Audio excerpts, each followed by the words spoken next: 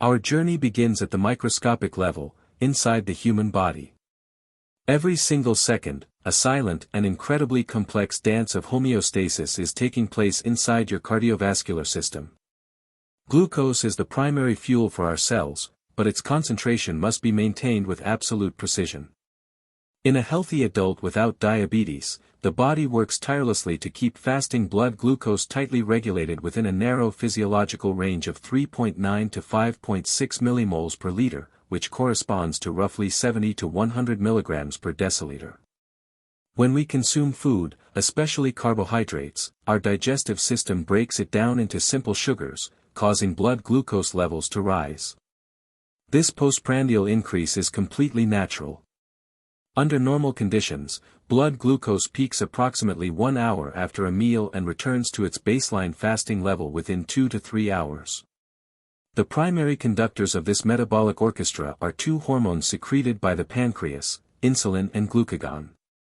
When blood glucose rises, the pancreas releases insulin, which binds to specific receptors on cell surfaces. This binding acts like a key, initiating intracellular responses that stimulate skeletal muscle and adipose tissue to take up glucose from the blood, converting it into energy or storing it for later use. Conversely, in a fasting state or between meals, the pancreas secretes glucagon, which triggers the liver to convert its stored glycogen back into glucose, raising blood sugar levels to prevent hypoglycemia. But this elegant balance is easily disrupted, leading to hyperglycemia, an unusually high concentration of glucose in the blood. Clinically, hyperglycemia is defined as a fasting blood glucose level exceeding 6.9 millimoles per liter, or a postprandial level exceeding 10 millimoles per liter 2 hours after eating. When blood glucose rises beyond this renal threshold of 10 millimoles per liter, the kidneys can no longer preserve and reabsorb the excess glucose. Instead, they begin excreting it into the urine, a phenomenon known as glycosuria. This leads to osmotic diuresis, pulling massive amounts of water out of the body's tissues. The clinical consequences are immediate, forming the classic hyperglycemic triad: polyuria, which is an increased volume of urination, polydipsia, an intense, frequent thirst driven by intracellular dehydration, and polyphagia, a persistent, pronounced hunger as cells scream for the energy they are unable to absorb.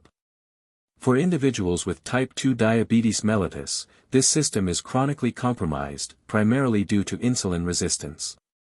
In this state, the body's cells become desensitized to insulin, rendering it ineffective in facilitating glucose uptake. Furthermore, insulin fails to suppress glucose production in the liver, leading to continued gluconeogenesis and glycogenolysis even after eating. But what about people without diabetes?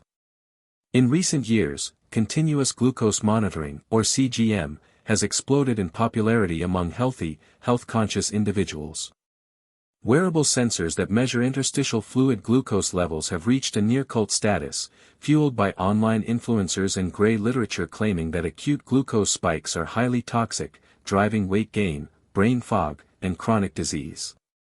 But does the peer-reviewed medical literature support this glucose obsession? A comprehensive scoping review conducted by Warwick Medical School examined the discrepancies between medical research and popular gray literature. The findings were revealing. While both formal studies and popular blogs agree that glucose spikes can cause oxidative stress, endothelial dysfunction, and inflammation, the medical literature highlights that healthy individuals are already highly efficient at regulating their blood sugar. In fact, clinical studies show that healthy, non-diabetic individuals spend a median of 96% of their day within the safe, normal glucose range of 3.9 to 7.8 millimoles per liter. The medical literature relies heavily on controlled experimental designs. Using human endothelial cells in culture. These studies show that exposing cells to oscillating glucose, artificial spikes and crashes, is actually more deleterious than constant high glucose. It downregulates crucial antioxidant defenses like superoxide dismutase 2 and glutathione peroxidase 1, while upregulating cell adhesion molecules like ICAM-1, VCAM-1, and E-selectin, which promote atherosclerosis. It also triggers inflammatory markers, including the upregulation of the ningerin-1 gene, which promotes monocyte adhesion to the vascular lining, and increases the expression of endoglin, a glycoprotein involved in vascular remodeling. However, the gray literature frequently oversteps this cellular data, attributing subjective and unproven symptoms to everyday glucose spikes in healthy people. Popular blogs and magazines link minor postprandial fluctuations to chronic depression, anxiety, sleep disruptions, acne, accelerated skin aging through collagen glycation, and even myopia in childhood. In reality, these acute, isolated spikes are a normal part of human physiology, and significant cardiovascular and metabolic health outcomes stem from long-term, repeated, and chronic glycemic variability over many years, rather than the normal rises and falls that follow a healthy meal. Furthermore, medical research is revealing that our glycemic responses are highly individualized, largely dictated by the gut microbiome. Microorganisms in our gut ferment dietary fiber into short-chain fatty acids, which regulate insulin secretion and energy homeostasis.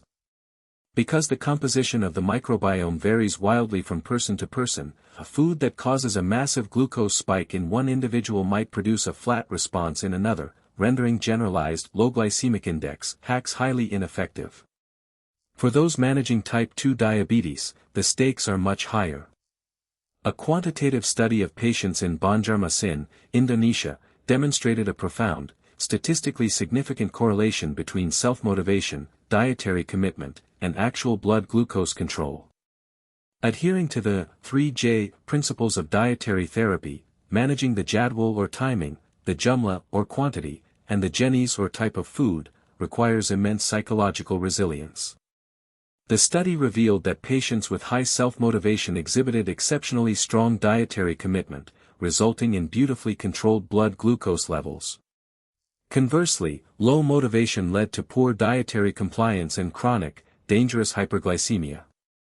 Over time, poor glycemic control leads to altered hematological profiles, such as decreased hemoglobin and hematocrit, and drives devastating microvascular complications, retinopathy, nephropathy, and neuropathy. Managing sugar is not just a lifestyle trend, it is a lifetime psychological and biological commitment.